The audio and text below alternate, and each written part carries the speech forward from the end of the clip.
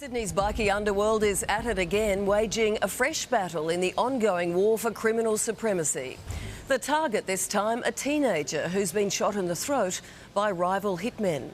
And after some relatively soft talk recently, police now seem to be ramping up their counter-attack. Christian de Garris is at the scene of this latest shooting where one innocent bystander got the fright of his life. Christian. Well, Sandra, when we speak to residents, they say they've become pretty immune to the term bikie shooting until it lands on their doorstep. So imagine this pretty typical street, two cars come flying in, corner a teenager and pump over a dozen bullets at him. He's bleeding and come running into this random house screaming for help, and the young family inside have suddenly found themselves at the front line of a bikie war. At 8:30 last night, Sydney's bikie war came knocking on Mohammed Mansour's door. Young man jumped from the car and he's screaming, "I got shot, got shot." 1 minute, the tradesman's family was watching TV. The next, he was plugging a bullet hole in a man's neck. As soon as I recognized in the neck, I just sat him down and told him not to move, and we put a neck towel around his neck. The victim, Basil Hijazi, had been cornered in the street by two cars loaded with gunmen.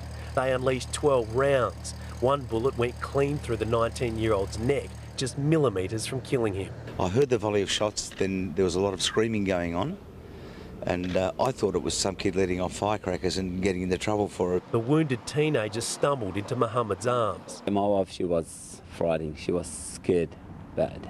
She never experienced something like that. Hijazi is connected to the Comanchero Bikie Club, and his attempted execution follows the murders of two Hells Angels gang members last week. This is all about ego and control of the local drug market, something residents here normally wouldn't give a second thought to. But when they find themselves caught in the crossfire, it suddenly becomes a big concern. Amazingly scary. Yes, everybody was pretty scared. I mean, the shots went out without really having much regard to what was behind them.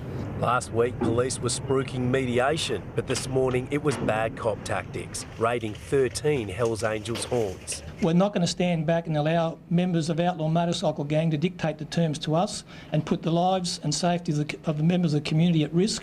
They seized guns, drugs and arrested a senior member found bunkering down in a city hotel.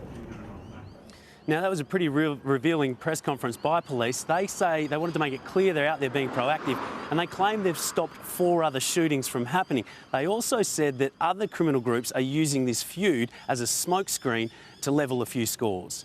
Christian de Garris reporting there. Thank you.